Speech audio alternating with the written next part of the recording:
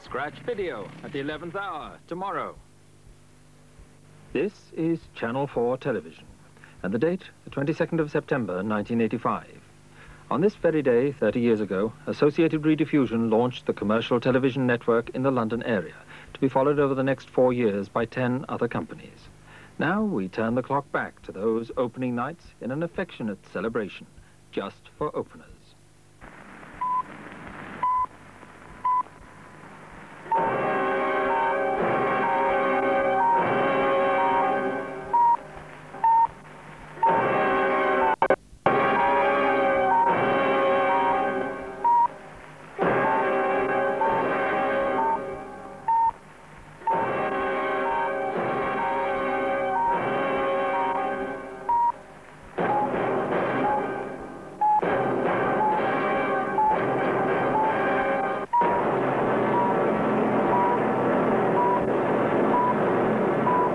My orders and tell us how we're doing with London.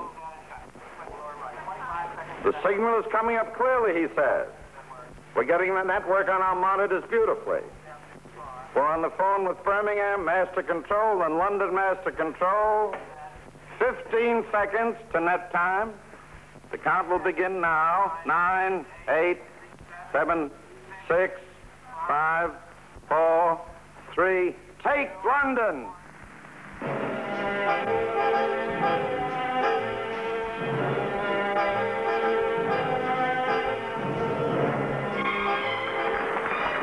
Mr. Chairman, Your Excellencies, my lords, sheriffs, ladies and gentlemen, I am most happy to be present tonight because the occasion marks the opening of the London station of the new television authority. Here is, as we all believe, a means of communication which enters the homes of millions of our countrymen, which has an unrivaled power of persuasion, a matchless influence on thought and action. It's a terrifying power, for good or evil.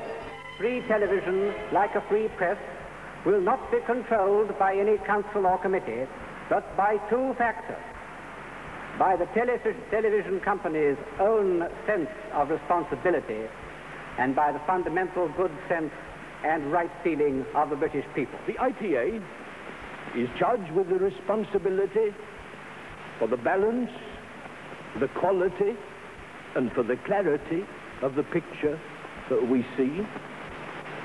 The programs will be the responsibility of individual companies. Commerce will supply the revenue, and advertisers will supply that revenue. And advertising will be limited in total amount and confined to natural breaks in the program. Nor indeed will Hamlet interrupt his soliloquy to tell us of the favorite brand of toothpaste ordinarily used in Elsinore. It's tingling fresh. It's fresh as ice. It's Gibbs SR toothpaste, the tingling fresh toothpaste that does your gums good too. The tingle you get when you brush with SR is much more than a nice taste. It's a tingle of health. It tells you something very important, that you're doing your gums good and toughening them to resist infection. See your dentist regularly and brush with SR, the tingling fresh toothpaste for teeth and gums. Gibbs SR. Guinness is good for you. Guinness is good for you. My goodness, my Guinness, my Guinness, my goodness. Guinness is good for you. Independent television is, of course, a commercial venture, and I'm not ashamed of saying so. But it is at the same time a public service. And as such, we do recognize our responsibility in the use of what is today the most powerful modern medium. We shall use it with discretion and judgment. Thank you.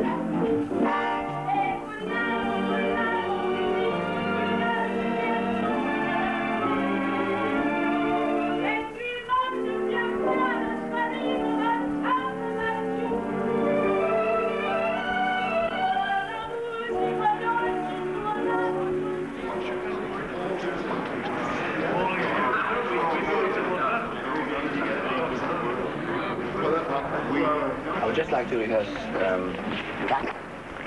Cue. Originally, this station was to open in the new year, but such has been the enthusiasm that Ulster Television is on the air tonight, months ahead of schedule.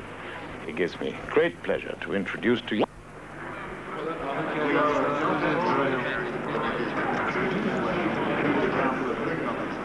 Good evening. It is my privilege, my rare privilege, in fact it is my unique privilege, to be the first person to appear before you on Ulster Television.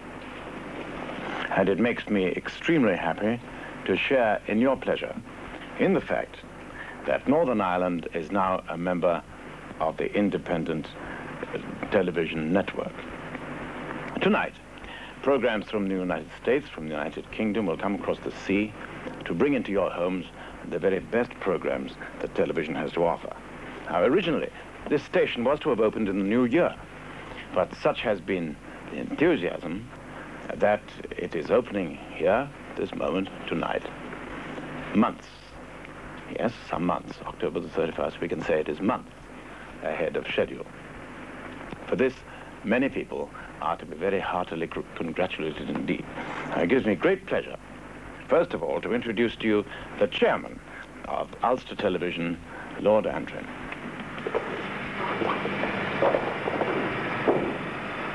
Now, Sir Ivan, if you will press this switch over, when I say now, that will open our station.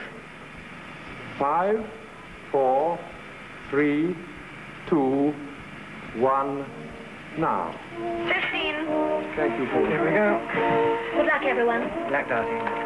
10, 9, 8, 7, 6, 5, 4, 3, 2, 1. Cue music. On 1.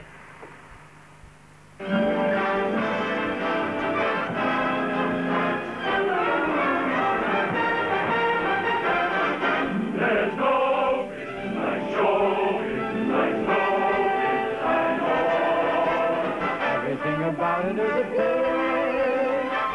In the traffic will lie. Nowhere could you get that happy feeling when you are stealing that extra mile. There's no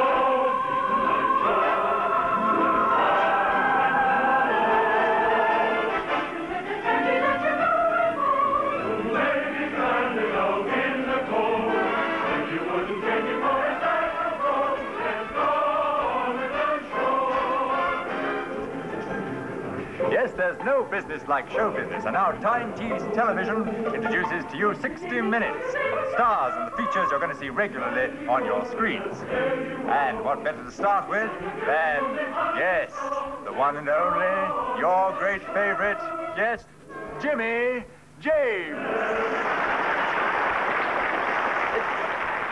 Are you? Is it you that's putting it around that arm bar, me? Who, me? Yes. Good heavens, no. Why should I do that? Well, is it him? Is it you? Huh? Is it you? I don't want any. He doesn't want any. Oh, I knew we got a load in last Friday. You must have some left. How much are there? How much are there? Look, take 2 pair and get rid of him. No, somebody... Take 2 pair, wrap them up and we'll... No, somebody's putting it around that arm bar, me. Are they? Yes. Did you want to keep it a secret? I think you've got a good case if you can find out who it is. I've seen him somewhere before, don't know where, but I never forget a face. I might see. Well, he got away quick. Oh, the little fella, he went through your legs. Oh, he's gone now. Where have I seen you before? Oh, I'm out of there now. Oh, that's where I've seen you, in there.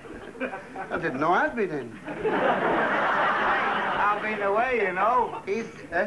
I've been away, you know. Yes, I know, but it doesn't show. I've been to South Africa. South Africa? You didn't go in this coat. No, I went in an aeroplane. I'll work in one in a minute. What were you doing in South Africa? I was the colonial secretary.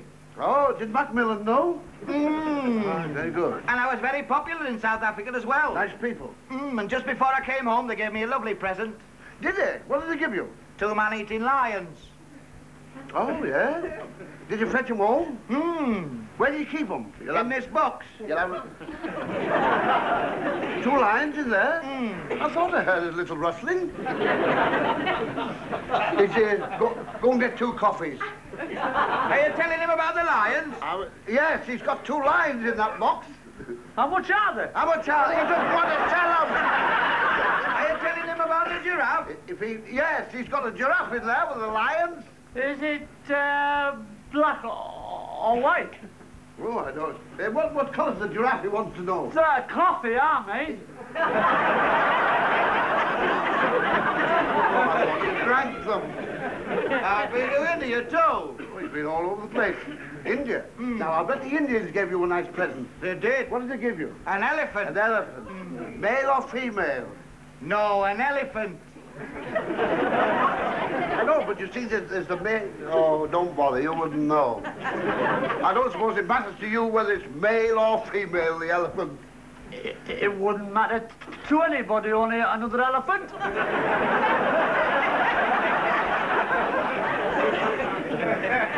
I'll stop you going to those youth clubs.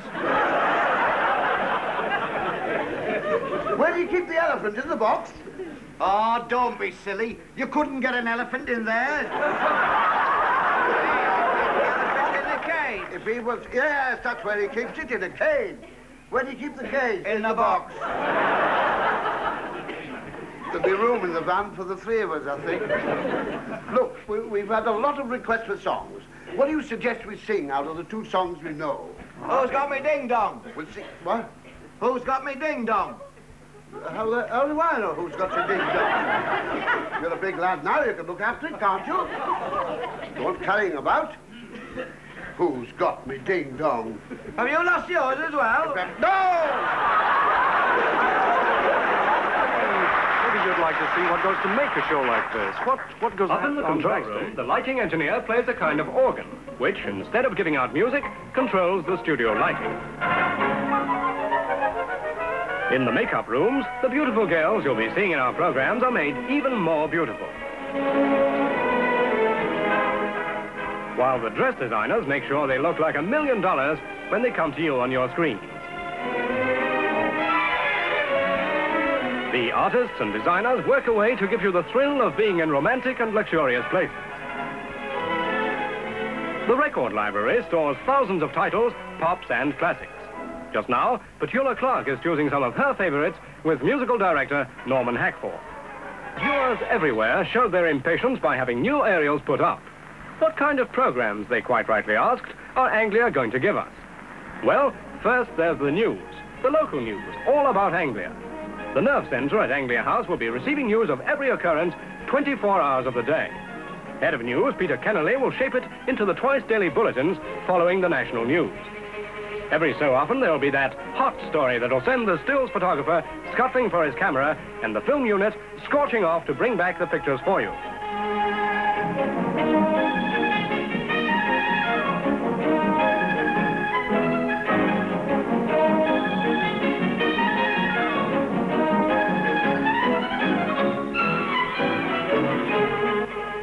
There'll be news of motor racing at Snetterton.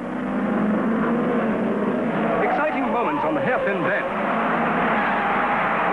Bang up to the minute pictures of the winners. The news film negative is developed on a high-speed machine and is barely dry before the editor cuts and assembles the scenes, and it passes into the hands of the telecine engineers for transmission in the next bulletin. 2 of my announcer colleagues, whose faces will soon be very familiar to you, are Newman Saunders and Colin Barr. Basically, it comes down to 10 items for this lunchtime bulletin anyway. 10 items? What, these 7 and 3 just come in, I suppose? Just come in. The speed of television. That's it. Now, this house fire one, very, very good film on that, just in time for tonight's bulletin, so it'll come in on second on the list, and after that, Colin, will be your interview with the minister, right? Righto, and how long have I got, and what line do you want me to take? Well, I suggest you have 2 minutes, 2 minutes 10 perhaps, but, really winkle the truth out of him, dig it out of him, make him give us all the answers. I'll do my very best, righto. Or when a big film is being made nearby, we'll be there talking to the stars. In Ipswich the other day, we had Richard Attenborough making The Angry Silence.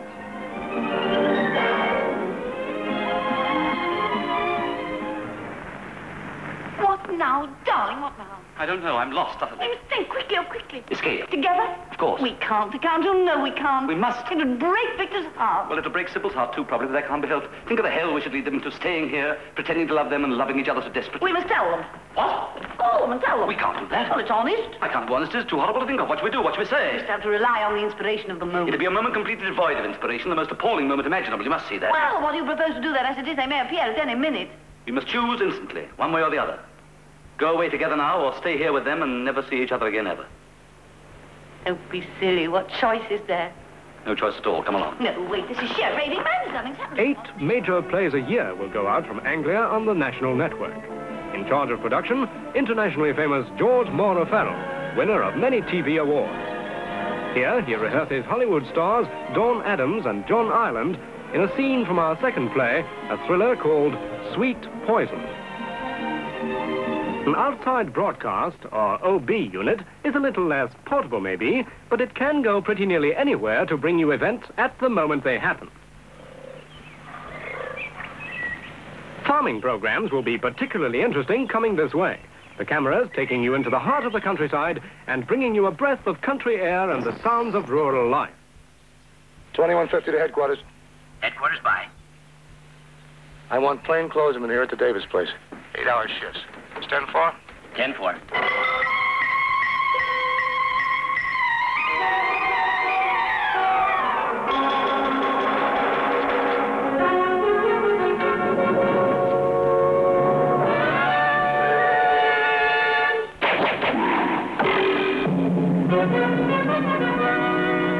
No, Victor. It's Pastor New Year. Don't do it.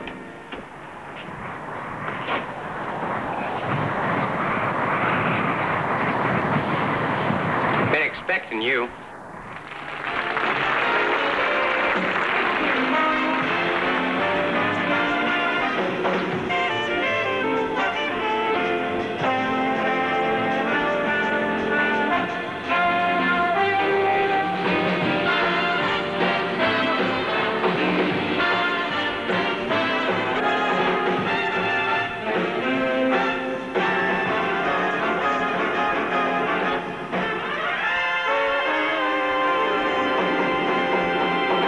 And here is Bill Maynard.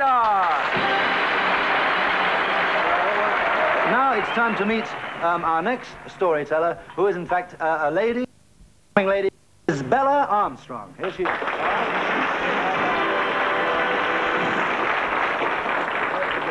Right, that's the idea. Well, nice, wonderful to have you on the program, Bella. You keep a boarding house here, don't you? Any of your lodgers looking in tonight? Any? One, perhaps? One lodger? No, I don't have lodgers. I have boarders. Oh, I beg your pardon. Right. If you'd have said there was a lodger, I'd have said hello, Roger. All right. Well, look, straight off. It's wonderful to have you, Bella. Straight off, we'd like you to tell us your favourite joke. Well, now, I had a friend. Her 2 sons went on a cruise, and there's a lovely 3 months cruise in the Mediterranean. And of course, and a week after, one of her sons died. So they sent in for a woman to lay him out and do the necessaries. And one woman said to the other, "Doesn't he look well?" So her friend says, "Of course he looks well. Wouldn't you after a Mediterranean cruise for 3 months?" That's wonderful, Bella. Great girl. That's the girl. Well, Bella, with all of those herbaceous borders of yours, you must have a lot of washing to do. So we would like you do right. Well, we would like you to accept a nice present from Tyne Teas. There we are. There's a bar of soap to do your washing with. That's both. All right. And just in case you want something to put it in, we've got a nice washing machine for you. All right. There we are, darling. And thank you very much for coming. Would you go up with it? Well, there we are, viewers. You can see just how simple it is. We'll be with, I beg your pardon, we'll be with you on Monday night at 9 o'clock, so we'll send you then, all right? Good night and God bless. Good night. Good night. Don't just say brown, say Ovis. Oh.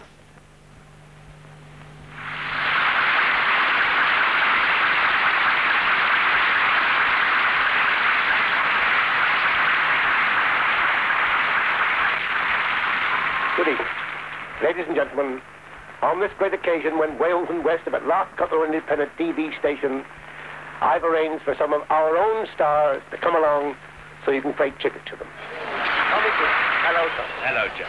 Come on. Hello. Well, I must say it's very nice to invite me here this evening. And the only thing I can say, it could have happened to a nicer man. Tommy, where were you born? Well, I was born at a very early age. I cried just like a baby. No, I was born in Caerphilly, Wales. Really? Where'd you go after that? Well, when I was in Caerphilly, Wales, I left there when I was a year old because I got too serious with the girl next door. And then I went to Exeter. Oh, yeah. Devon. Devon. Oh, I'd be Devon too, but I'd be glad. Where you come here, don't be amazed. He's proper, isn't he? By the way, when did you first start magic? Well, I started when I was about 8 years old. My auntie in Exeter gave me my first set. Your auntie? Would you like to talk to her now? Can I do that? Do, please. All right. Well, look, Auntie, if you're watching, thank you very much for that magic set, but I still can't do the tricks. Well, Tommy, you've gone a long way since then. What are you doing now? What? I'm in pantomime. Really? Yes. Oh, if you ever come to London, I should be the Playdom with Arthur Astley, you know, the big fella. How did you get in here? How did you get in? Well, nice to see you. But you don't live in Manchester. You haven't got a nice frock on like me. Look, I'll change. I know you. Oh, it's over there. Oh, I got two cameras, eh? You've been spending your money. Hello, there's another one over here. Now, keep them still, boys. Where are you? How are you, Dad? I've got my dad in Southport and my sister. You know I'm from round here, don't you? Not from Manchester, I know that. Oh, no, I'm from Liverpool. Liverpool? Yes, cut oh, the yes, accent. yeah. You know, all the comics come from Liverpool, Quentin. I know that. To live in Liverpool, you've got to be a comic. You know that, don't you? Never mind. Manchester man, Liverpool gentleman. From now on... That's right, they're throwing the bricks at you. Not a chance.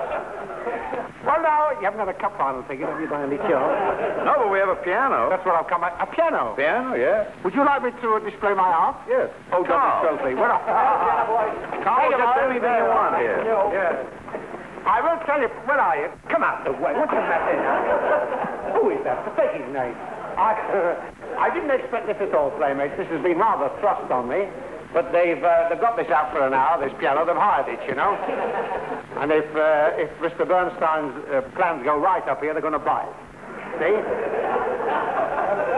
We won't be long. So they keep the cows in here at night, you know. Oh, well. Brought me music, look. I'll tell you why I brought this, just by chance. Just by chance. Because I've been doing a lot of slapdoodling in London, before your very eyes. Of course, you've missed it up here, but they filmed it, you see, and I hope that in a few weeks' time, you'll be seeing me at my old nonsense again, you see. I haven't had time to make up properly, look. Can you see my beard? Only Max Factor Cream Puff brings you instant beauty, constant skin care.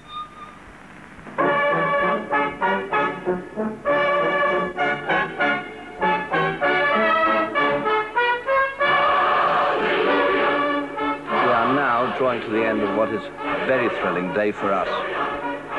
We are greatly honoured tonight. We have the Lord Bishop of Durham to deliver the epilogue. Let us say a prayer for all who are going to give their services in this television. We beseech the Almighty God to direct and bless those who in this our generation and in this place speak where many listen and write what many read, all artists and craftsmen, that they may do their part in making the heart of the people wise, its mind sound, and its will righteous, to the honor of Jesus Christ our Lord.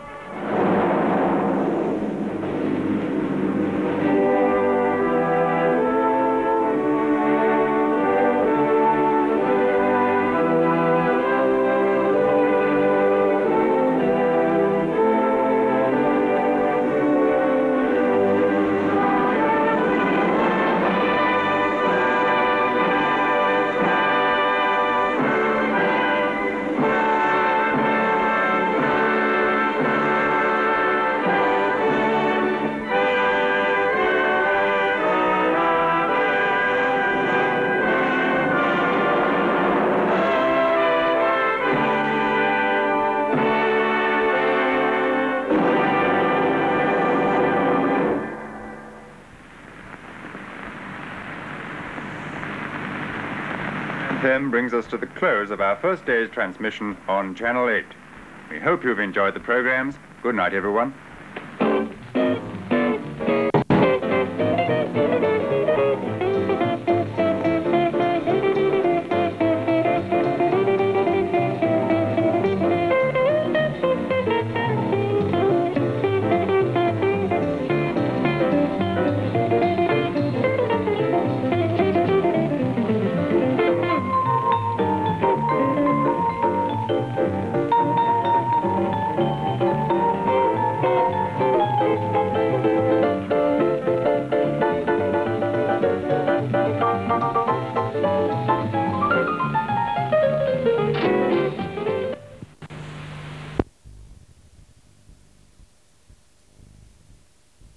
Hello, Philip. Hello, how are you? Very well, thank you. Good morning. I recognise the place, but it's a different view this morning, isn't Well, it? what we've done is we've turned the camera around. Normally, the viewers would be over there watching, but this morning it's been pulled around for the very first time, so we're sort of shooting from my point of view. This is what I can see when I'm sitting in here I can't in the believe afternoons. it. I mean, there's all that machinery and gadgetry. I mean, were you surprised when you first stepped in there for the job? I was a little bit surprised because when you sort of apply for a job like that, you expect to be announcing, but you don't expect to be pushing the buttons. No, that's the thing that amazes me, and I'm sure people don't realise at home that you are actually in charge of what goes out on the television. It's your responsibility. Yeah, up to a point. I mean, the things like the symbols and the clocks and things. Would you like to have a look around the desk? What are all these faders and silly all right, bits in then. front? Well, I'll show you what we've got then. In that case, we'll start with the vision. What you have here is a fully operational continuity desk.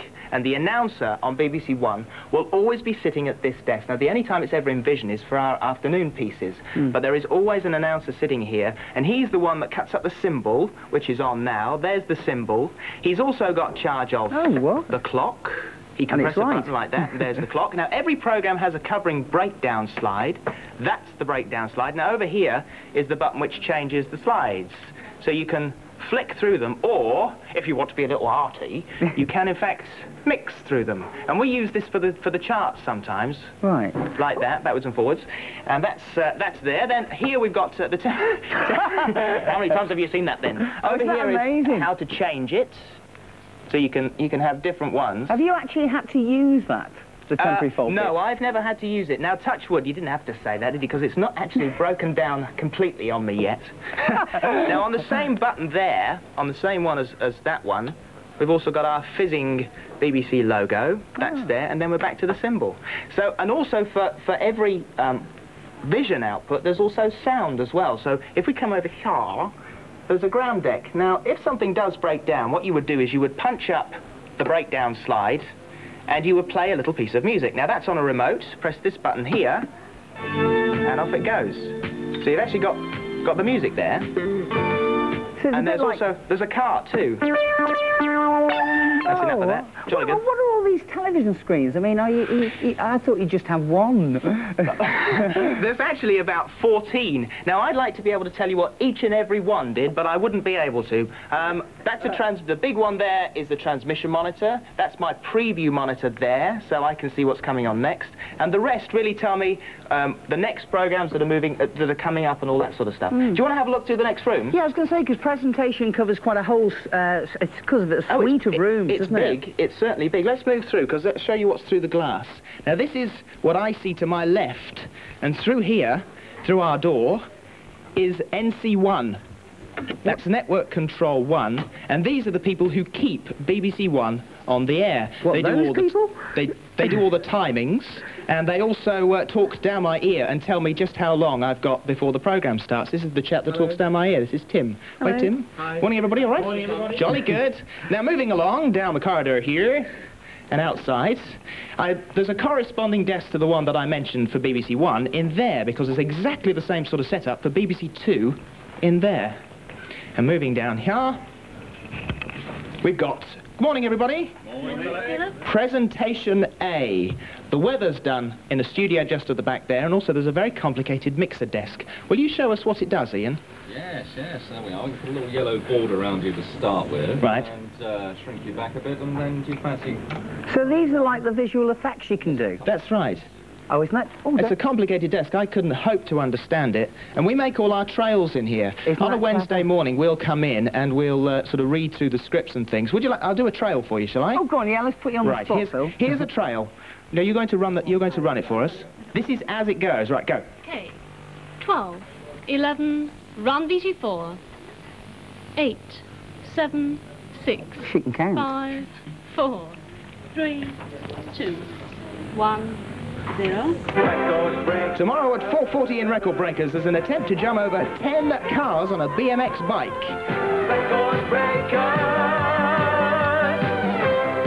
Roy Castle meets the world's most prolific hand knitter. And there's a visit to the annual Belly Flop Championships in Florida. That's Record Breakers, tomorrow at 4:40 on Children's BBC. So you see, that's how it's done, in another room just out the back, not quite in here, in a booth.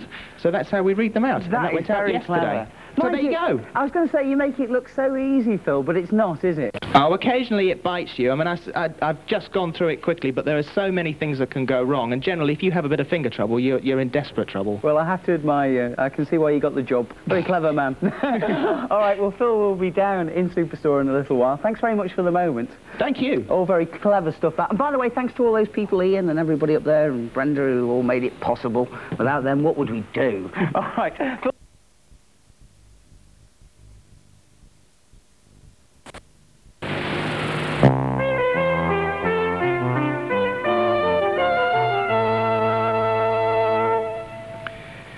Good morning, this is BBC Two, where in a couple of minutes Carol Leader and Stuart McGugan will be here to open the play school doors once again.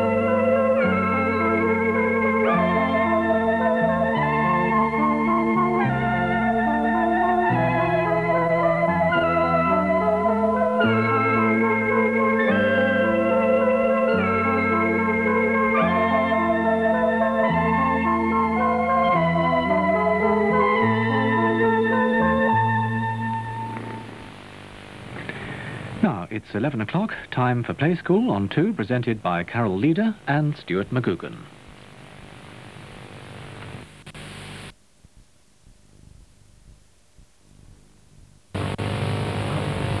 Well, the last part of the story of the Antarctic explorer Ernest Shackleton has just started on BBC Two. On breakfast time tomorrow, Sandy Shaw tiptoes through the newspapers, and Mike Smith takes us behind the scenes at Top of the Pops to see how the 1000th edition will be put together. Also, the firm which made Dolly's dresses but is now branching out into clothing for premature babies, and how this man's small business has saved him from deportation. All that on breakfast time at 6:30. There's boxing, along with ice hockey and a report on the UEFA Cup final in Sports Night in 40 minutes on BBC One. The time between now and then is spent with Max Boyce and friends.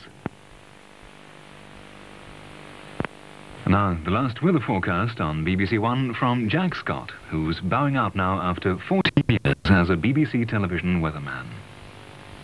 14 very happy years, that young chap should have said, and I wish that I'd had a better forecast to give you to end it all with.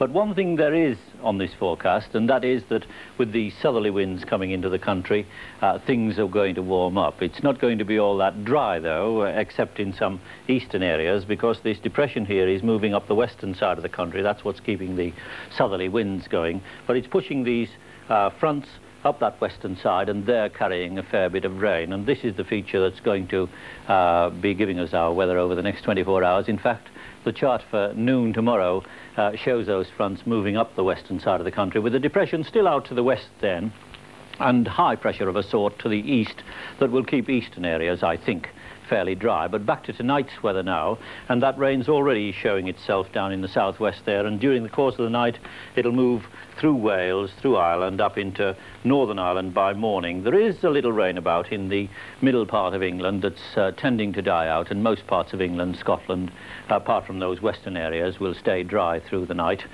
Reasonably mild too in the southerlies that we're getting into now.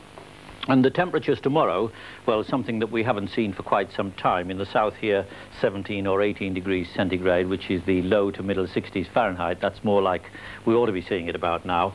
And not all that bad in the north there, between 13 and 15 centigrade is the upper 50s Fahrenheit. It'll still be fairly wet down that western side of the country, and all the while, the rain creeping on through Scotland during tomorrow. At the same time, it'll be turning rather showery in the southwest. And this more showery, brighter weather will be working its way up that western side during the course of the day. In fact, in the evening, over much of Scotland, the rain will turn showery. In central and eastern parts of England, fairly dry during tomorrow, and some sunshine. There may be a shower during the afternoon. And the outlook before that, beyond that, though, is for changeable weather to come back, but still rather on the warm side. Now, I'm not going to literally take my bow, as that young gentleman said, but I'm simply going to say thank you for all your kind wishes, goodbye, good luck, and of course, a very good night to you. Well, the end of the day, but I do believe the dawn of a new career for Jack Scott. Our very best wishes to him for a bright time ahead.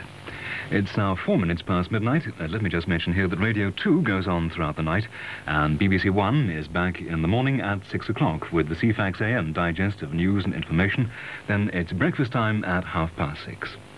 But for now, from Michael Main and the rest of us at the BBC Television Centre, it's good night.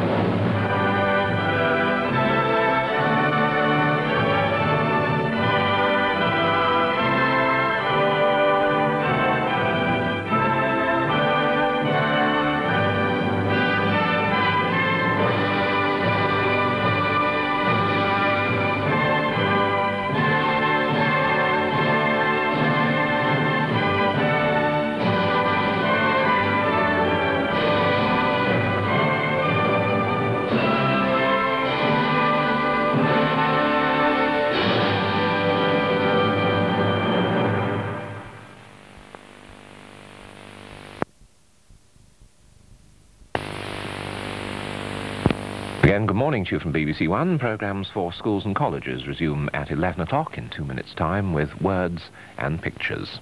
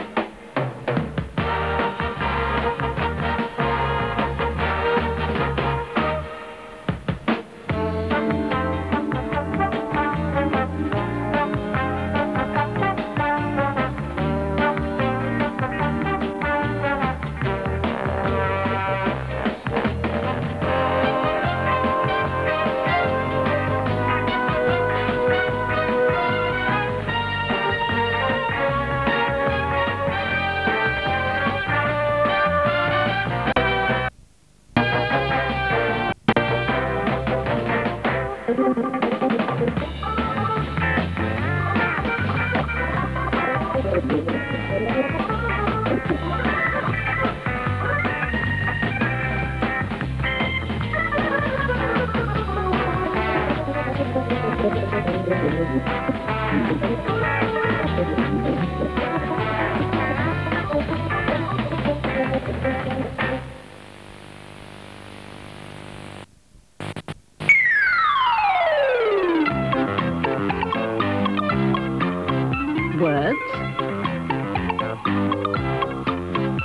and pictures.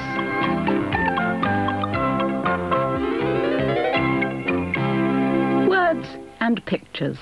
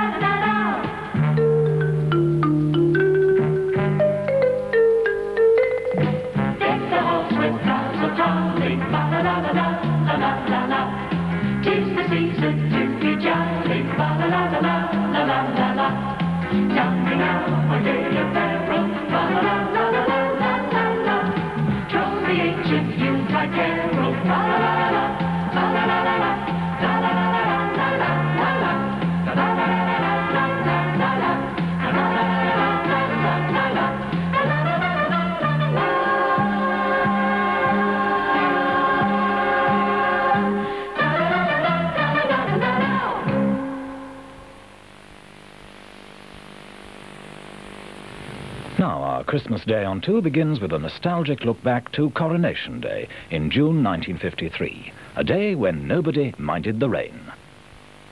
You know.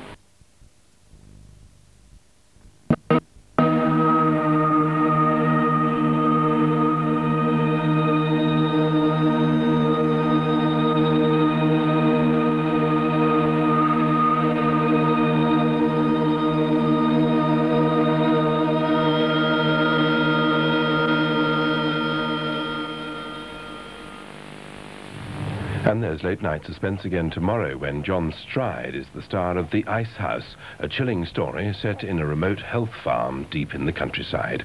That's at 11:50 tomorrow evening. And then on BBC Two earlier tomorrow, The Ghost Downstairs is an eerie Victorian tale of the supernatural written by Leon Garfield and set in foggy London town. At 6:05 tomorrow evening on 2.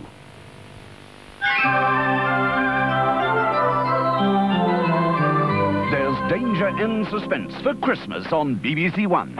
In Airport 77, a luxury plane is hijacked, but the troubles are only starting.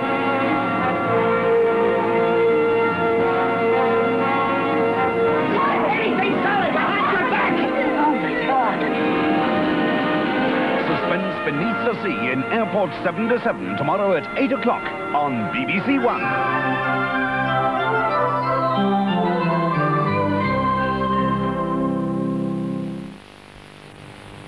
Back to tonight now for musical entertainment with The Spinners.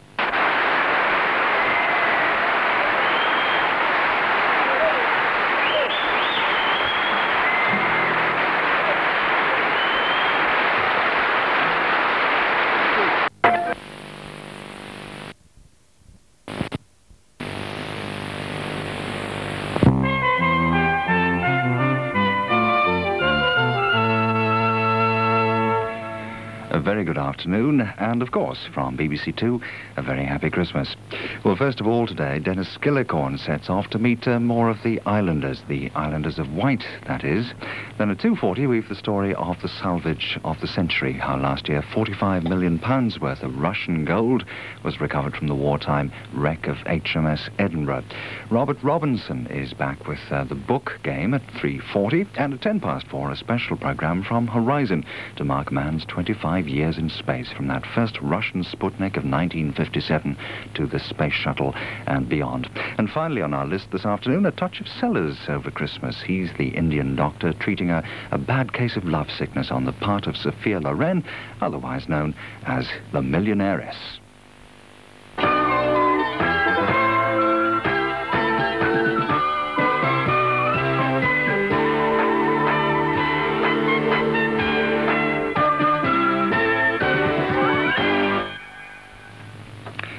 And so now, to start our Christmas Day's viewing on BBC Two, Dennis Skillicorn is about to discover what's brewing for the Islanders.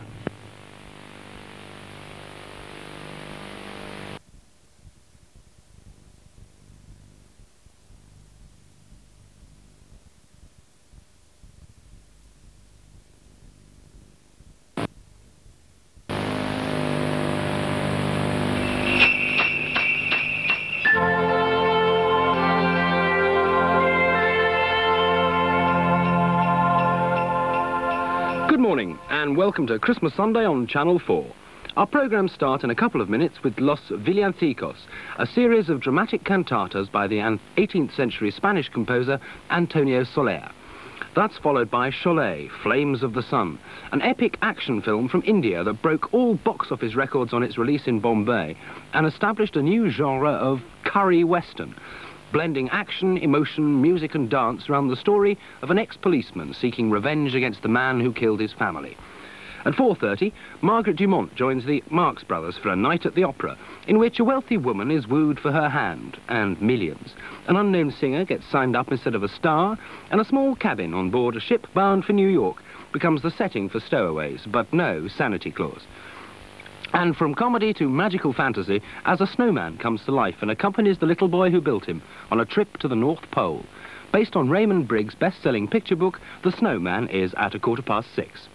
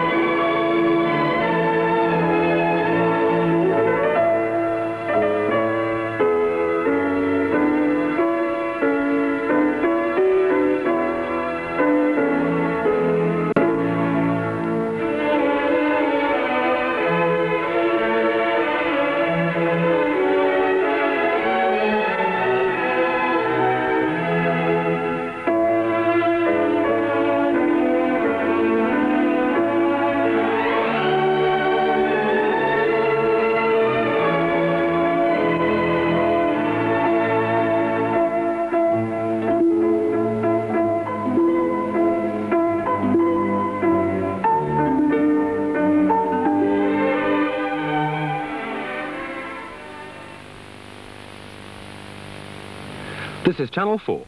Now we go back to 1760 and the steps of a Spanish village church, where a choir boy, a priest and a poet argue about what sort of Christmas entertainment to provide.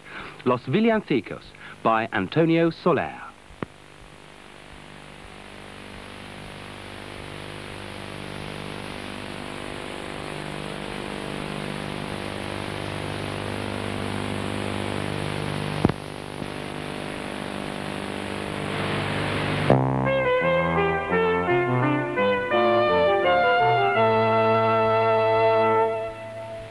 A very good afternoon from BBC Two on this Christmas Sunday.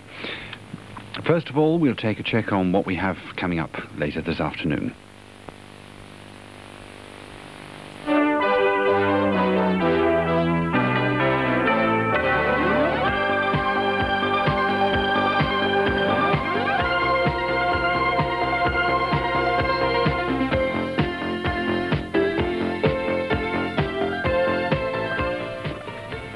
Horizon starts us off in a moment with an attempt to recreate some of the lost secrets of an inventor by the name of Nikola Tesla.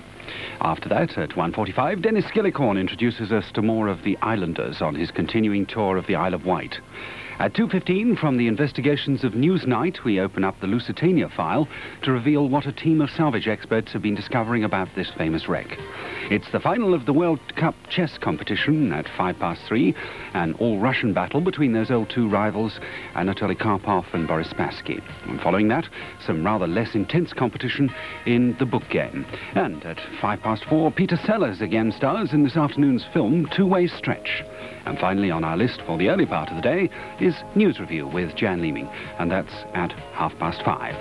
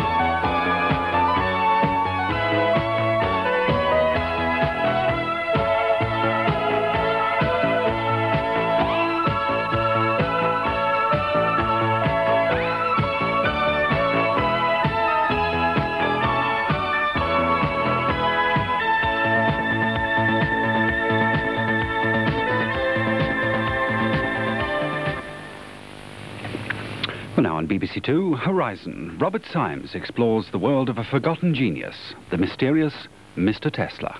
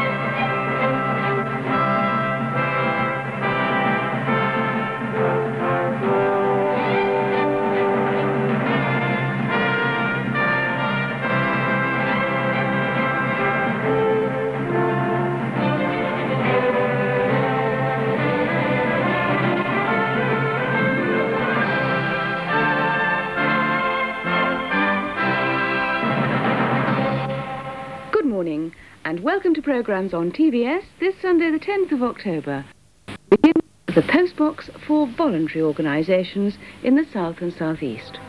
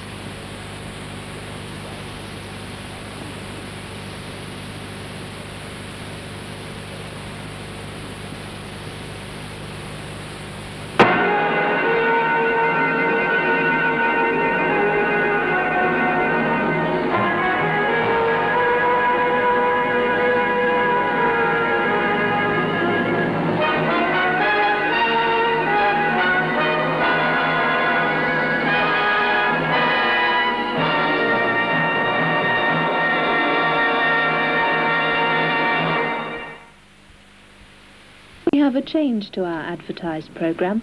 Tony Ward presents Reflection. Amen to that. Well, I hope that you've enjoyed this evening's programmes here on Anglia. All that remains for me to do now is to say that's all for tonight and wish you a very good evening. We'll leave you with a look at some of the programmes we can look forward to tomorrow, Saturday night. From all of us here at Anglia, good night.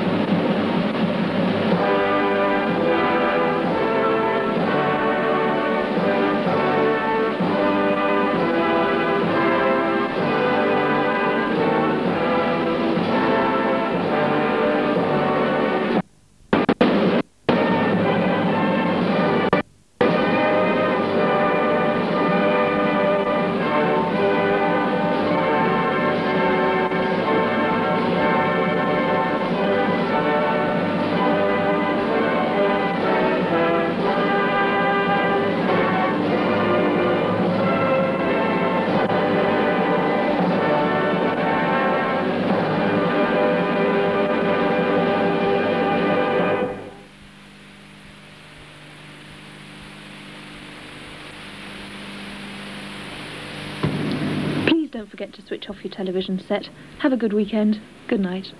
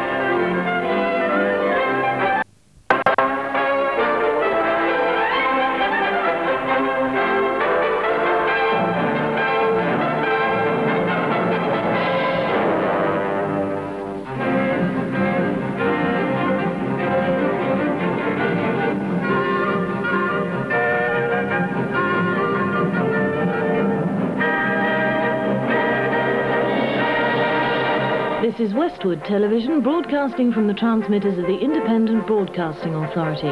Today is Monday, the 25th of August.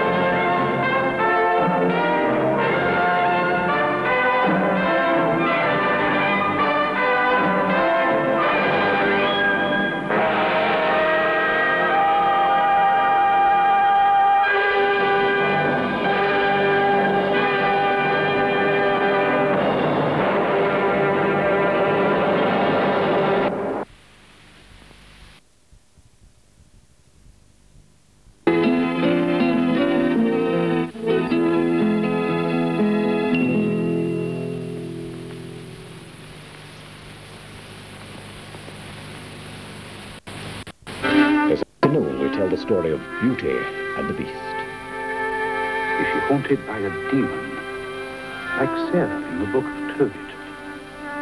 Terrible man-killing demon. It was horrible, horrible. Now you will be mine. Look out! There it is! There! Look, there! It's not just in her mind, is it? And it's wounded. Ian Richardson, Ronald Lacey and Dandy Nichols star in Beauty and the Beast at 4:40 this afternoon. And now, give or take $1 million in Thunderbirds.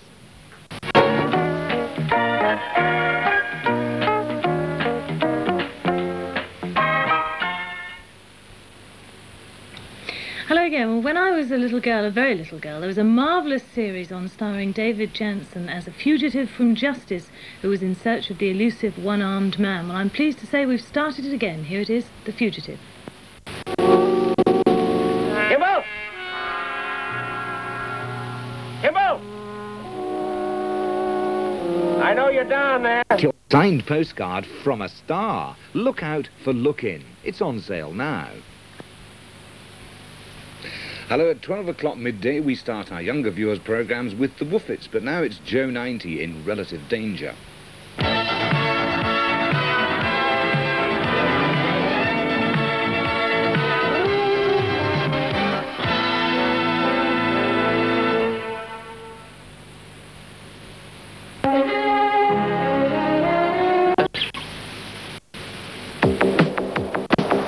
Blockbusters is TV's first ever 5-day quiz, where you don't just have to be clever, you have to have a very fast finger. To get there first, you have to be fast. It's the name of the game on Blockbusters, every weekday afternoon on ITV. It's a good game. Have you seen it? 3:30. Now it's time for the Woofits.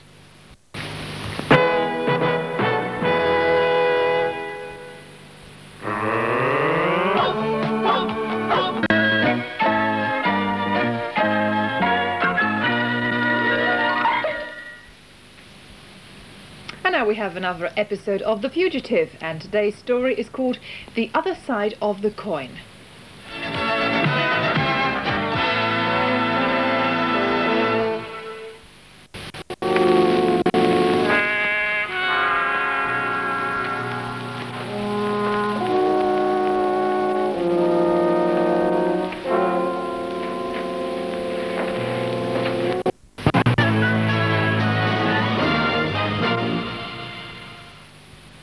The studio guest in Breakfast Time tomorrow will be actor-comedian Derek Nimmo.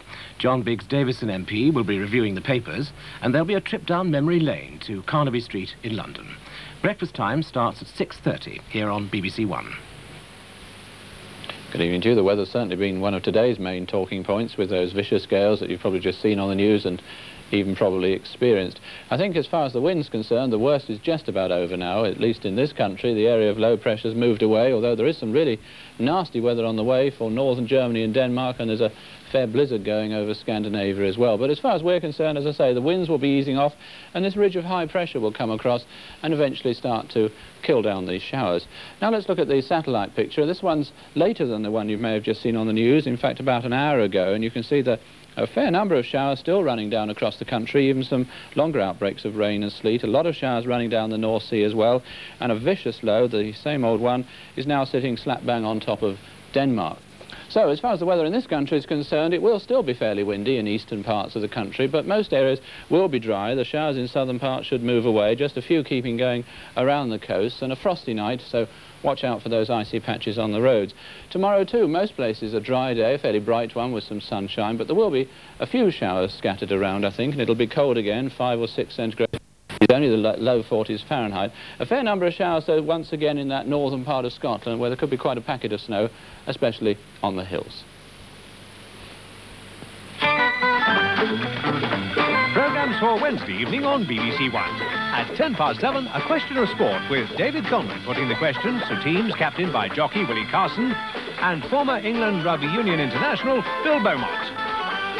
Open all hours is at 7:40. Hey! Never mind the tap dancing, Gene Kelly. Get on with it. What's wrong with having a moment's quiet think? You'll finish up with blackheads and a greasy complexion. At 8:10, Dallas. Don't you ever use your wife or anyone else to get to me again. I'll break you in two. If the other night was 25%, I tell you, I just can't wait to collect the next 75. And Scorpion is at 9:25. Morning, gentlemen. We know who you are, Captain Percival. My department has made contact with your department. Your orders have been rescinded. In Sports Night at 9:55, coverage of the European Figure Skating Championships from Dortmund. And 25 years after the Munich air disaster, a look back at the Manchester United team, known then as the Busby Babes. With Now Get Out of That at 11:15, these are programmes for Wednesday evening on BBC One.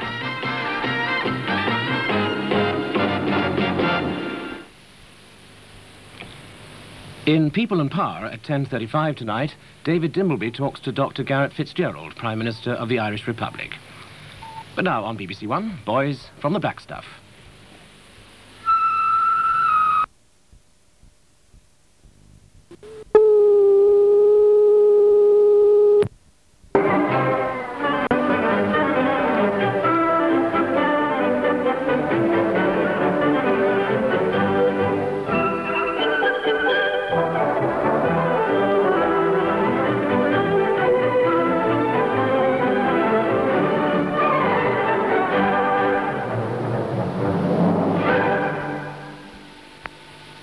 This is Anglia Television, broadcasting a full-colour service in the east of England from the transmitters of the Independent Broadcasting Authority.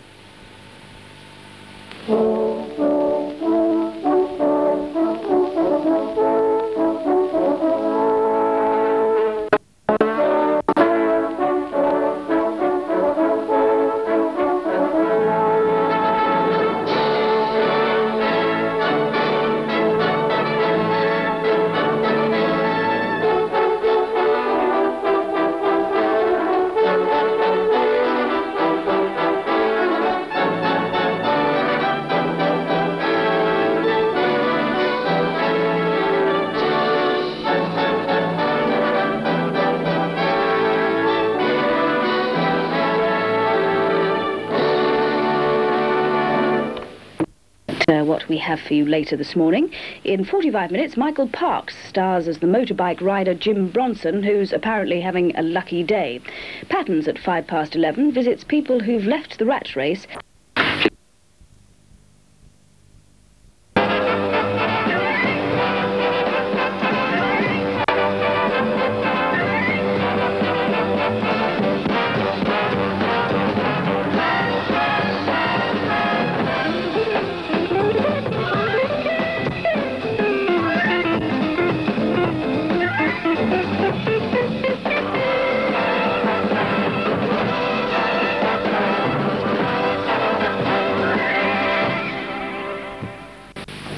Good morning, this is Sue Peacock welcoming you to London Weekend Television. That popular Saturday morning combination of madness and fun, Tiswas, returns to your screens at 10:30. As usual, Sally James presents the show and reports on the pop scene. First, Sesame Street.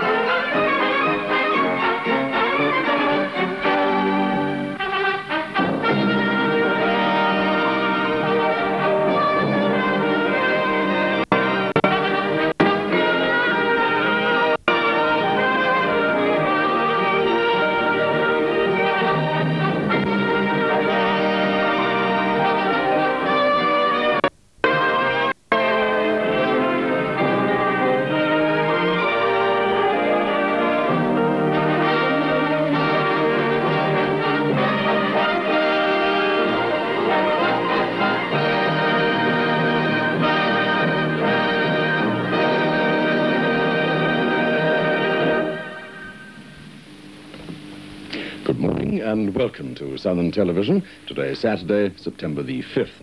We begin in just a moment with some fun for the youngsters on Sesame Street, and then after the regional weather forecast at 10 o'clock, Chris Kelly introduces another edition of Clapperboard.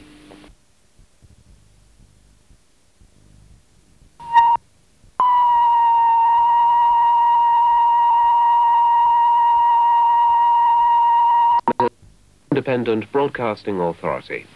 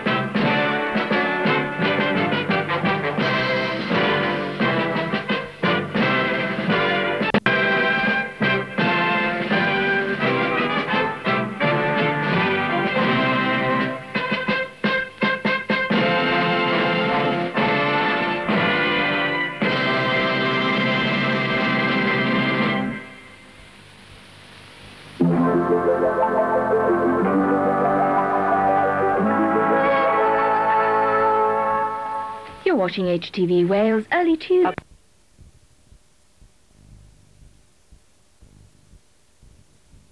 In a couple of minutes, we once more revive a few memories from the 1950s when we showed the short interlude film about the Potter's Wheel. To take us there, some music which was often heard on BBC television in the 1960s. It's called Blue Part Invention.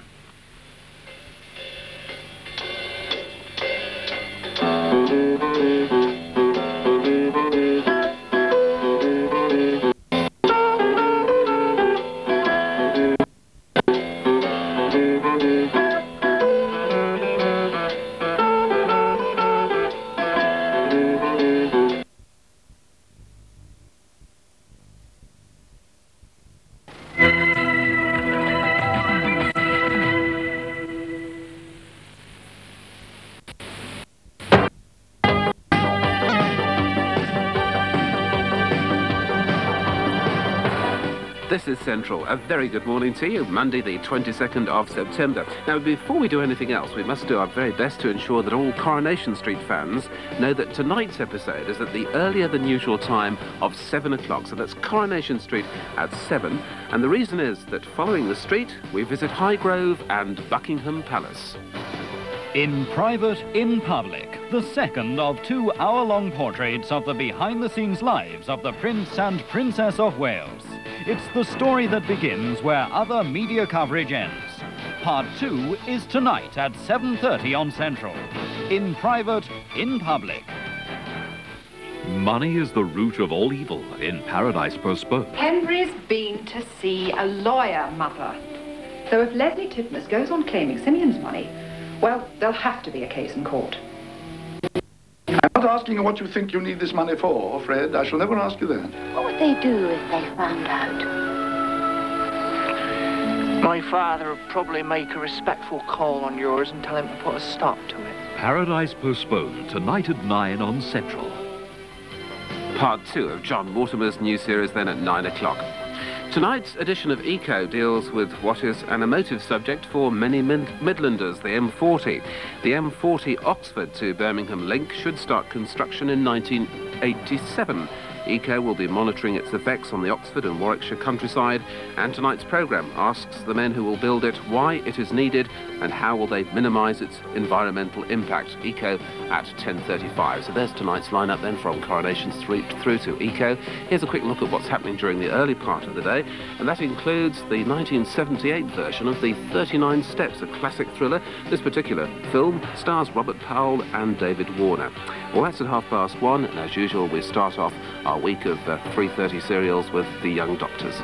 Monday then, on Central, further details of course in the TV Times. Schools programmes follow shortly at 9:30 with Picture Box. Until then, we'll leave you with some music.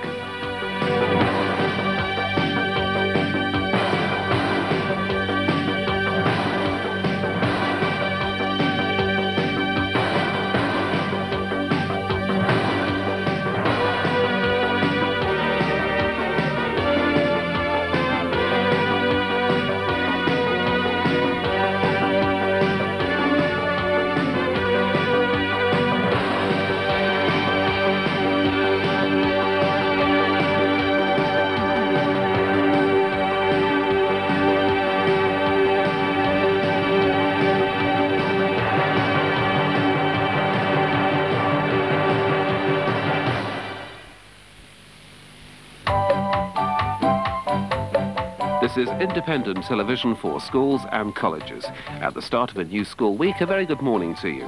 The illustration we're showing between schools programmes this week was drawn by a group of 14-year-old boys from Merrywood Boys' School, Daventry Road, Knowle in Bristol, and it's called A Gang of Punks. All the illustrations that we're showing this term come from the Cadbury's National Exhibition of Children's Art. Our first programme this morning, Picture Box, follows very shortly. Princess of Wales is on ITV later this evening. That's In Private, in Public, The Prince and Princess of Wales at 7:30 tonight on ITV. And next from ITN this evening is Channel 4 News at 7, but from all of us on the news at 5:45, a very good evening to you.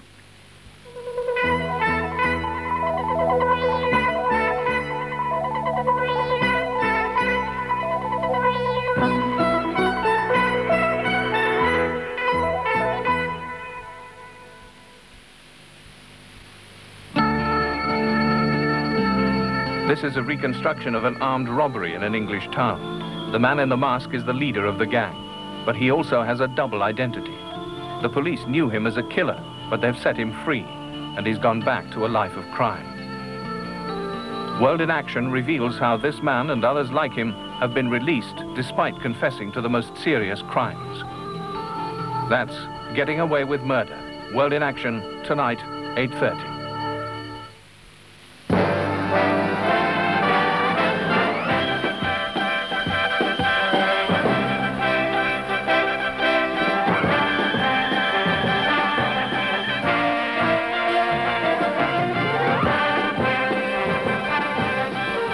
Fun, isn't it? See you tomorrow.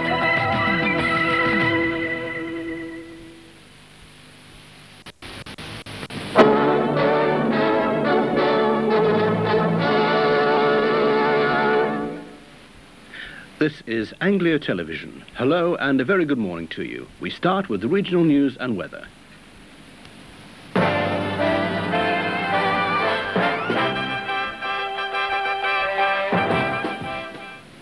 Good morning.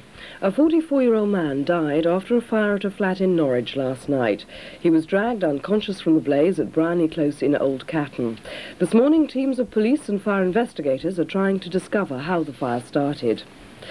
And a man is seriously ill in hospital after being rescued from a fire at a flat in Lowestoft. A group of people walking past the building spotted smoke and flames coming from the flat in London Road South. It's thought the fire may have been started by a hot chip pan. A Cambridgeshire farmer had his leg amputated during an emergency operation in a field late last night. 35-year-old Michael Radford was working at Manor Farm in Barton when he was crushed by a rotary cultivator as he tried to repair it. The special surgical team were forced to amputate the leg to free him. A 21-year-old Kettering man is due to appear in court today, accused of raping a married woman at her home near the town centre yesterday. He was arrested after the 39-year-old woman complained she'd been raped by a man who lay in wait at her home until she returned from a shopping trip. Has received hundreds of calls of support after being banned from the Littlewoods Cup. Club chairman David Evans said today the league management had their heads buried in the sand with no idea what measures to take to bring the game back to family support, other than higher fences and more police.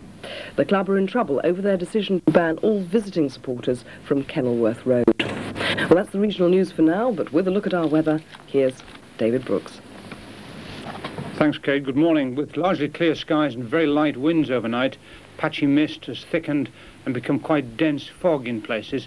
Some of that fog may well be slow to clear this morning, but I think it'll clear everywhere mid-morning or late morning onwards, and then the day fine and dry with a good deal of sunshine, and it'll become pleasantly warm with fairly light winds.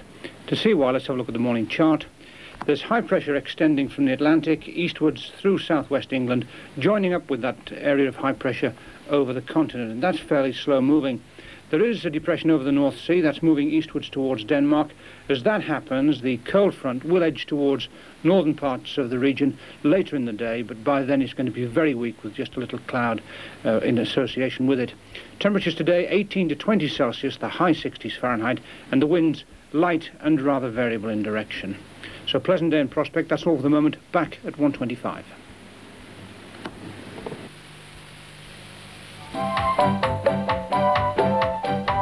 Martin, a counselling aid, or just gay propaganda? And who should tell children about sex? And why are sex lessons becoming a political issue? It's all in daytime with Jenny, Eric and Martin, and that's Sarah Kennedy. 2:30.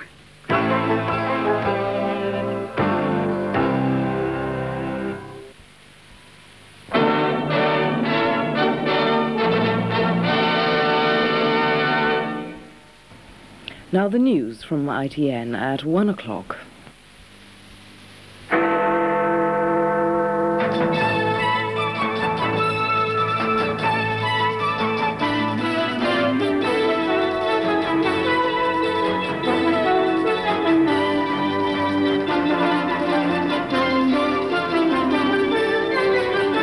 This is the news for kicking them out of the Littlewoods Cup for refusing to change their policy on banning visiting fans.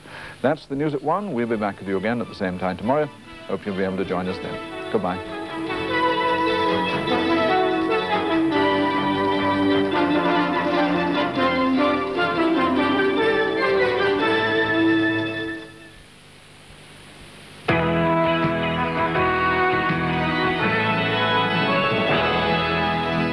Hello, good afternoon. Now the news. And following the ice skating, we've got John Thor and Dennis Waterman in the Sweeney.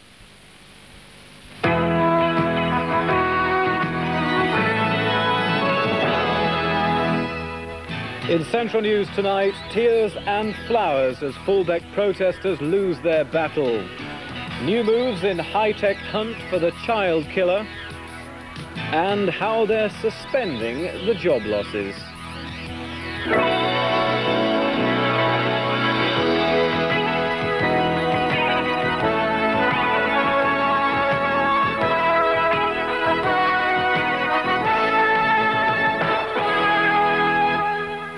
Good evening and welcome to Tuesday night with Central News. The main story tonight, anti-nuclear protesters at Fullbeck have suffered their first defeat. Contractors have finally gained access to the former Lincolnshire Air Base, one of 4 possible sites for dumping nuclear waste.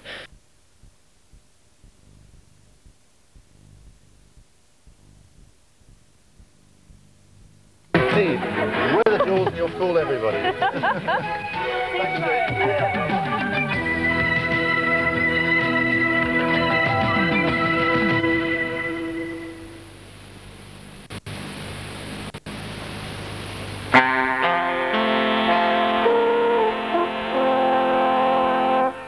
This is Thames from London. In a moment, our programmes for schools, but first, the Thames News headlines. Good morning. There's a murder hunt in North London after a young man was stabbed to death. Gary Cotter, who was 26, was slashed across the face and stabbed in the chest.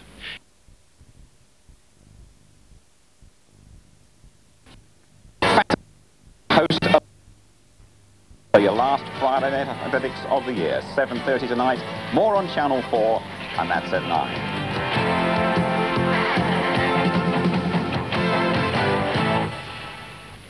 If you'd like to know about advice centres for disabled people in the LWT region, here's a reminder that the number to ring is 928 5656.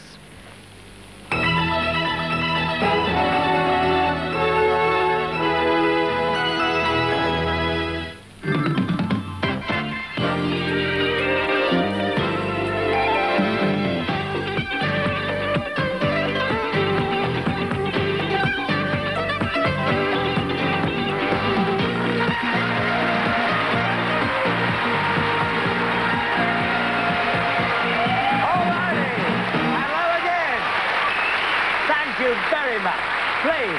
Oh,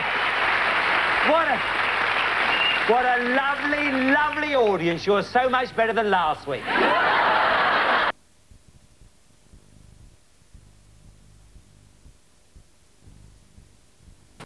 But from the 5:45 team, until next week, good night.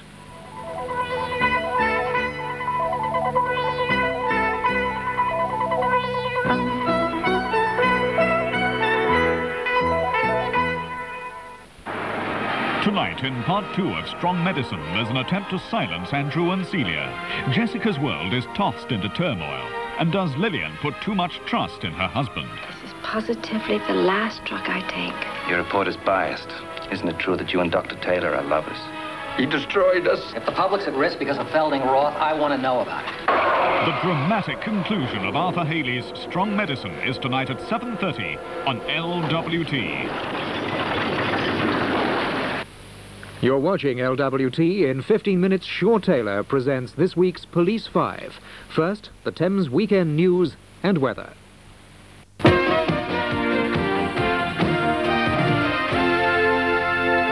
The Putney rapist accused of more attacks. Emergency on the wards as nurses leave the service. And introducing a new kind of job market for the unemployed. Good evening. A London bus driver is tonight on sick leave while an inquiry tries to find out how he managed to wreck a double-decker bus by driving it under a low bridge. No one was injured, but it's the second time in 5 weeks that a double-decker has left its proper route and been sliced in two. Unions say an exodus of drivers over pay and conditions has meant others operating unfamiliar routes. But management say drivers are given sufficient training.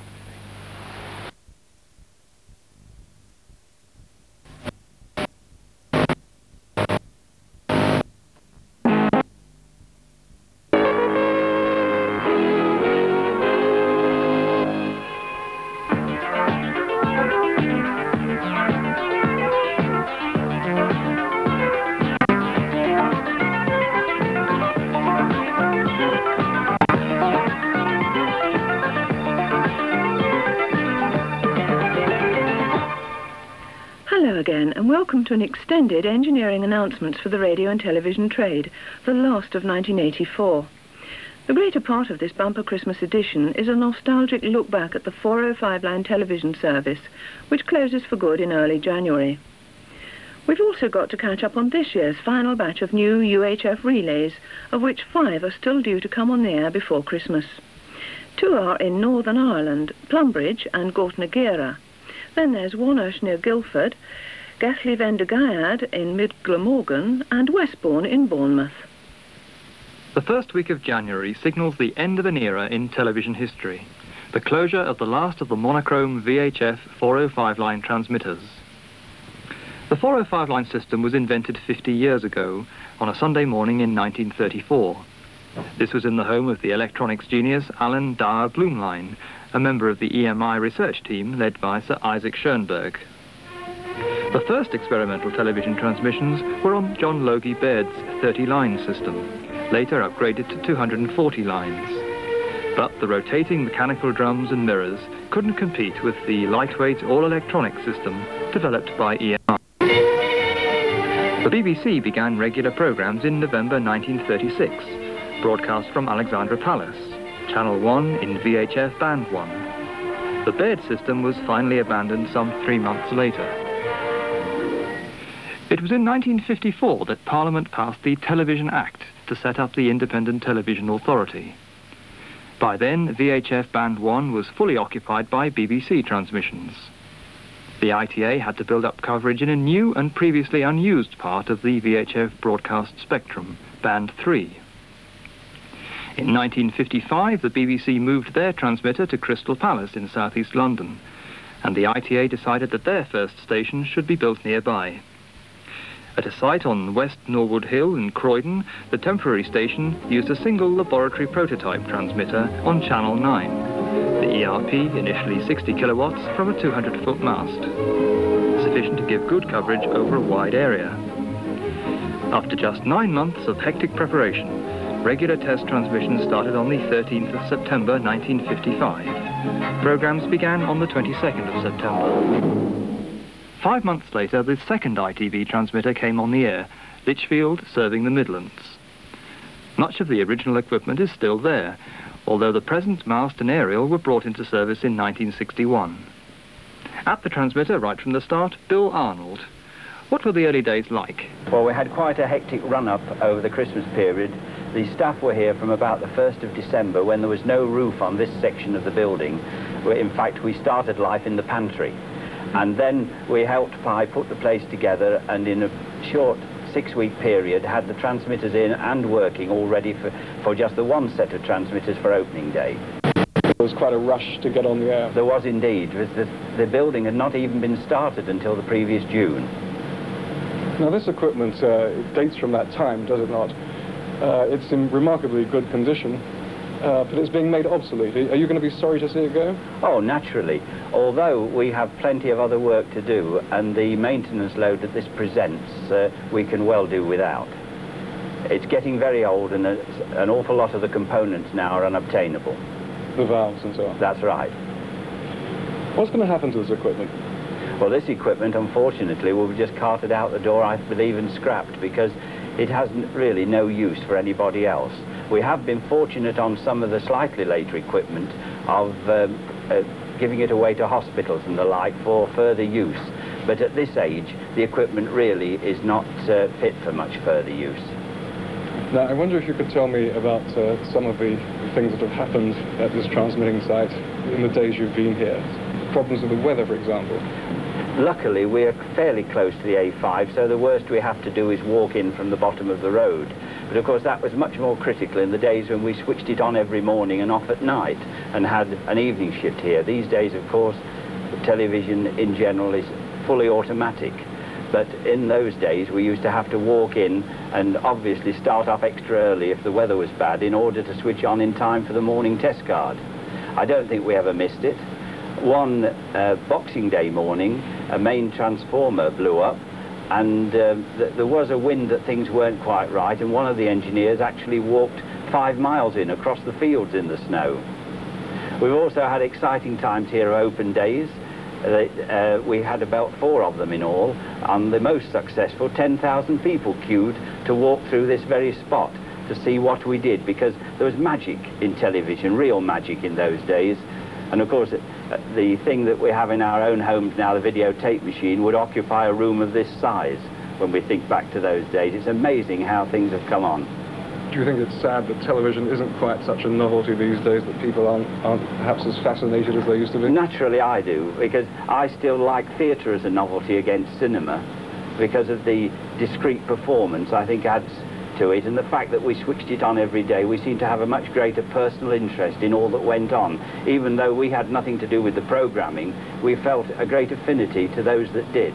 And for instance, Noel Gordon came and had tea with us in the days of Tea with Noel Gordon, and that dates one because that was way back in 1956-57. Right, stand by, everyone. 10, 9, 8, 7, 6, 5, 4, 3, 2, 1. Q grams and take it.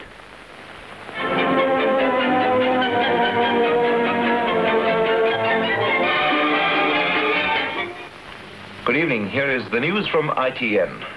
From Cape Canaveral, it's just been reported that following Colonel Glenn's success yesterday, another American spaceflight is to be made in the spring. And further orbits will be made every 2 months this year, and next year, a 2-man space ride that will last a week. Meanwhile, Colonel Glenn's in excellent shape. This was announced today on Grand Turk Island in the Bahamas, where he was flown last night after being pulled from the Atlantic. He's spending 48 hours on the island, having medical checks and being interrogated, and then stand by till it's fly back to Cape Canaveral on Friday for a hero's welcome. Through all the lengthy preparations? Nothing, I I'm just looking at old Laurie there with his etchings. Are you in a low or a high mood today, Laurie? Ah, always high. We've got to be. Miserable stories we put out. Lou 7, take 1. Q Hugh. And now for more down-to-earth matters, pay. The big railway unions today formally accepted Dr. Beeching's 3% pay offer. It will come into force on April the 1st and will mean between 5 and 8 shillings a week. In 1969, all ITV studios switched over to 625 line production. Standards converters were installed at the transmitters, each one using more than 2,000 transistors. The 405 line network had been extended to 47 transmitters, covering 98.7% of the population. But the start of colour on UHF in 1969 signalled the eventual demise of the 405 line system. But even though UHF coverage is now up to 99.5%, what about the few who still watch 405? Brian Rhodes. We are trying to locate these people by having a notice on the screen of the 405 line saying that this service will be closing permanently at the end of this year, and hope that they will write into us and we can advise them to see whether we can help them or not. And what sort of response have you had? We've had very few letters. I don't think we've got 10 letters, believe it or not, at the moment, and we have been telling them that the service was going off since about the beginning of September.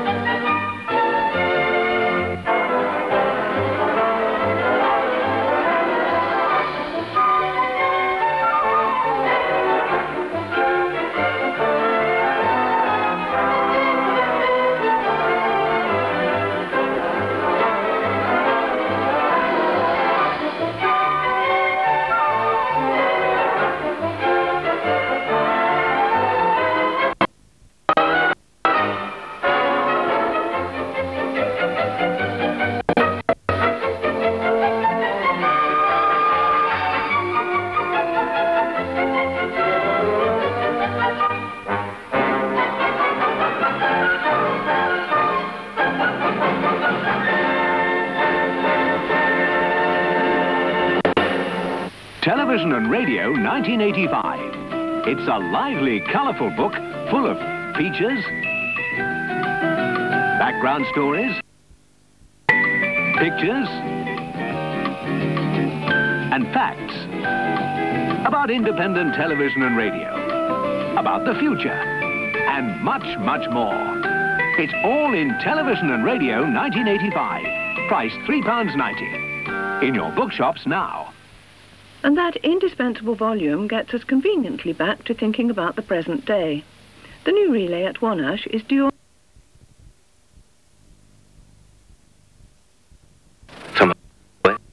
There are many loves, but only one obsession. Calvin Klein's obsession. Oh, the smell of it.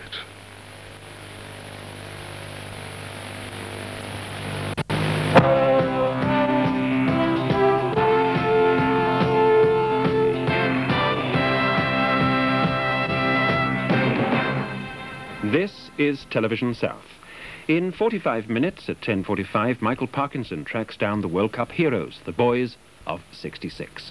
First, ITN. Mr.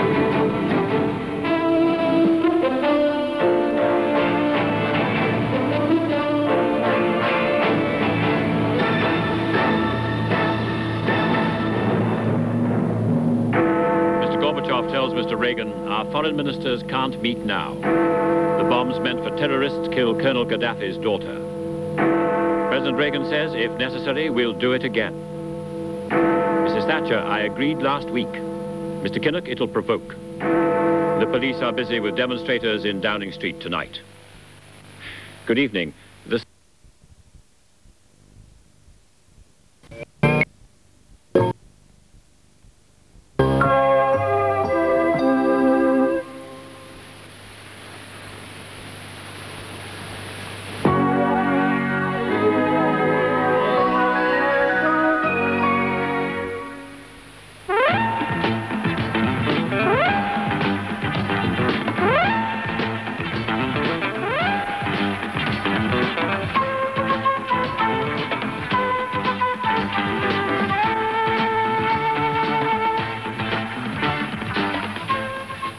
sign warns drivers that men are at work.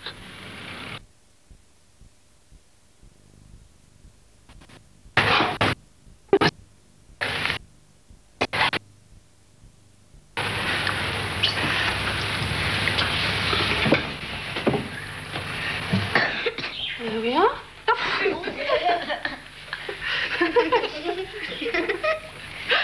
There we are.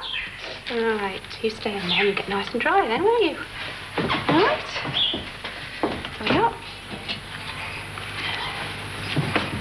It's finished.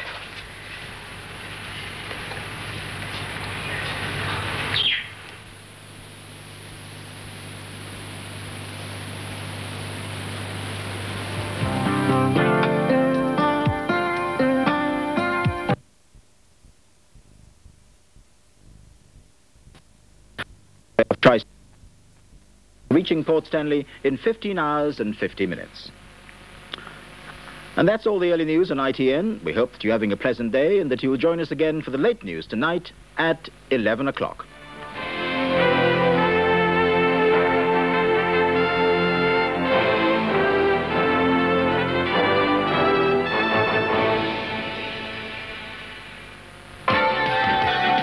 Great family entertainment isn't stopping this Christmas Day on Central, so get ready to enjoy Bedknobs and Broomsticks coming up next.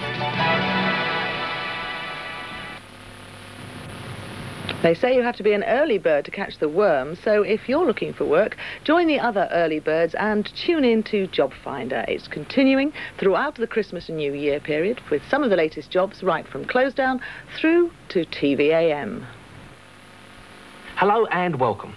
Today I'm going to show all you lovers of the cathode ray how to make your very own copy of the IBA yearbook. First take a blank book like this, then stuff it full of photographs and features about all your favourite independent television stars and programmes, a little behind the scenes information, a dash of independent local radio, and voila. But in the best traditions of television, here's one I made earlier. Television and Radio 1988, out now. Christmas Day fun at 6:45 on Central, and in a festive blind date, some of us know exactly what we want in our Christmas stockings. But on the other hand, many of us have no idea how to treat a lady. But just hope it'll be all right on the night. But not all men are wet. you say, Kate? Is it in your tea? No. Christmas Blind Date at 6:45. No, that's not the one, darling. Then It'll Be Alright on Christmas night at 8. Double the festive fun. Central. Just a reminder, there's another film not to be missed when Lee Marvin stars in Paint Your Wagon. That's tomorrow afternoon at 2.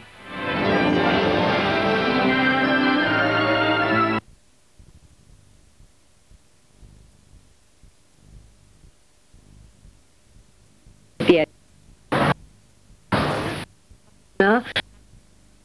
55. Now the weather with Michael Fish.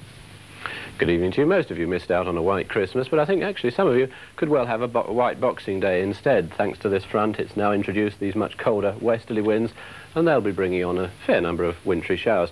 So as far as tonight's concerned, well, that front hasn't quite got out of the way yet. There's still some rain around in eastern parts of England, eastern parts of Scotland too, come to that. But it will be moving out of the way during the evening, and for central and eastern parts, a fine frosty night, so do watch out for those slippery roads.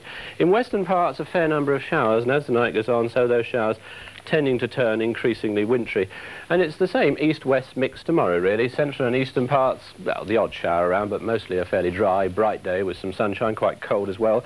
Western areas, though, some sunshine, all right, but a fair number of showers, and many of them wintry, some of them heavy. Well, good night. Good night, and thank you for the lift. Paul Nicholas and Jan Francis star in a Just Good Friends special, tonight at 7:25 on BBC One.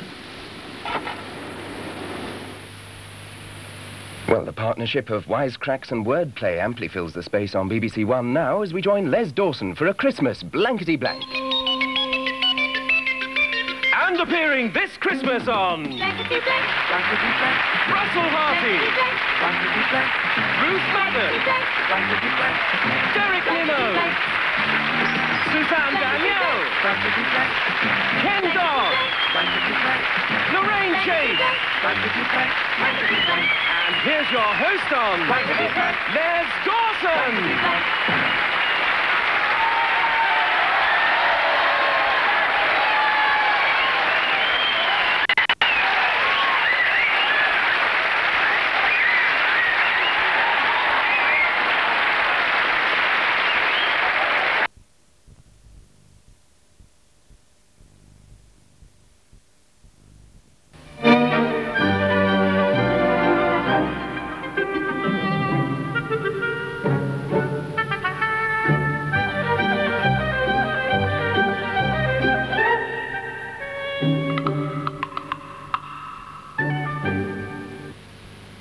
They live on the frontier, a family in a wild environment.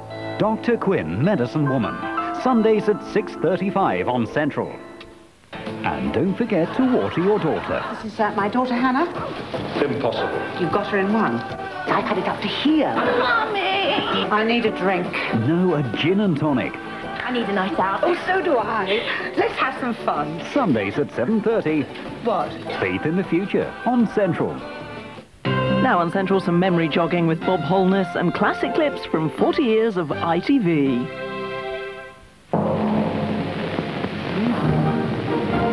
Seconds, Julia. How do you have to go home and set them up?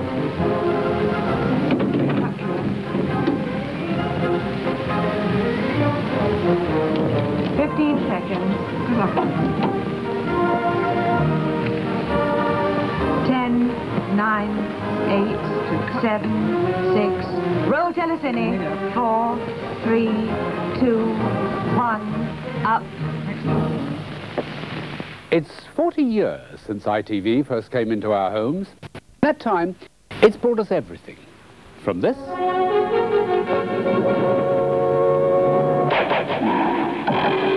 to this. Bernie the Bold. And it's discovered hundreds of stars along the way, from this young man to these then unknowns who all became household names. There have been some classics and some clangers. So what were we watching all those years ago? Robin of Locksley, a knight bold and good, back from the holy wars becomes Robin Hood. It's Master Robin. Master Robin. Robin Hood was the first series I made even before we had a television license. I've come back to visit my father's grave and claim my inheritance. Then I want to settle down peacefully. There's no peace left.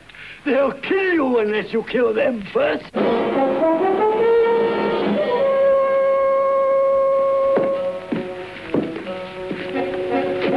Good morning to you, sir. Good morning. The documents are completed and ready for signing.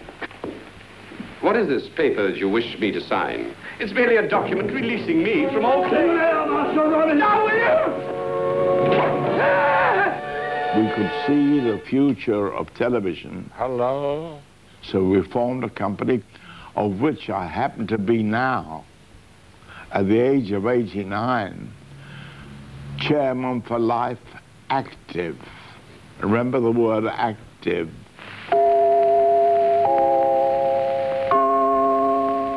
The thing for which ATV was most famous was variety, in the sense of the old kind of variety. Lots of music, lots of spectacle, lots of comedy.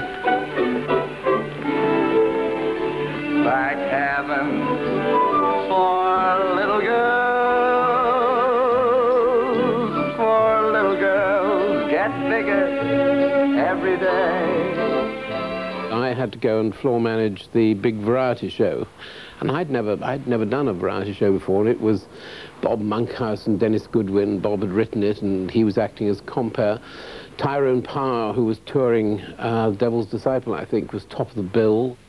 It was the best possible apprenticeship for me, because one was literally in the office in the morning planning a program and then doing it, or doing 3 on some days in the afternoon. Thank heaven for little girls.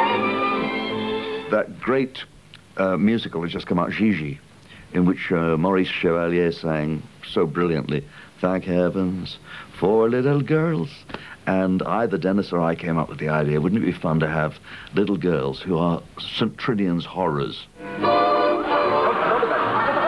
little eyes so helpless and appealing. They were slightly worse than St. Trinian's horrors. I had bruises for weeks. Thank heaven. Thank heaven for little. Don't pull me around here. Not here. No, please. You mean it. Do it.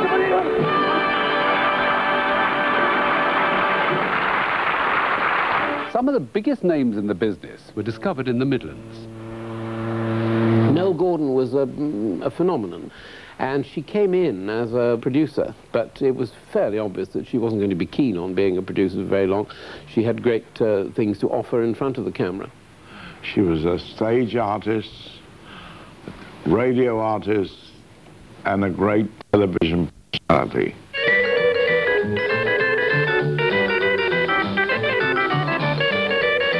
She progressed to this lunchtime show with the Jerry Allen Trio. There's a lot of people who can't see Lunchbox at lunchtime, and we decided today to take a film so that we can show all these happy people what they've been missing. It was terribly popular, and they used to do an hour a day at lunchtime in a very sort of easy, freewheeling sort of way. Smile. She was an all-round performer. Keep your heads up. And she carried herself with ease. She was a natural actress. The 1950s saw the first game shows on television. They were a far cry from what was to come later.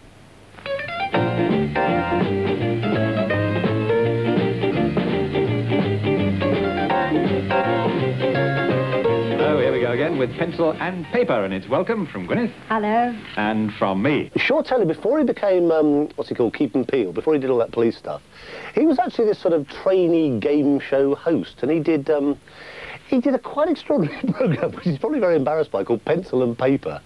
Can I read this out now? Read it now. I'm dying to read it out. I'm so excited about it. And he was the sort of Anthea Turner of the 50s. It's a card we received which says, Grand Reception, Pencil and Paper, and it's from J.H. Adama, Den Haag, in Holland. Isn't that exciting that you can actually see on the other side of the channel? Isn't that exciting? I think it's wonderful. Goedenavond. I was an actor in those days, working mainly for the BBC, playing all sorts of parts, Red Indians, this, that, and the other, and I had no intention of becoming an announcer. What do you say? Goedenavond. What's that? That means good evening in Dutch. Oh, does it now? Charming, all right. And all my friends said, but you can't, you're a thespian, you're an actor, laddie. What do you mean, becoming an announcer? I said, listen, mate, 30 quid a week and a month's holiday, I'm an announcer. If anybody else on the other side of the channel is receiving pencil and paper on their television sets, well, please do write in and let us know, because we'd like to hear from you. The 60s, despite more game shows like Take a Letter and Crisscross Quiz, was the decade of adventure, and ATV led the field. In 1960, a former chicken farmer called Patrick McGowan was to become the highest paid actor on TV, earning £2,000 a week in Danger Man.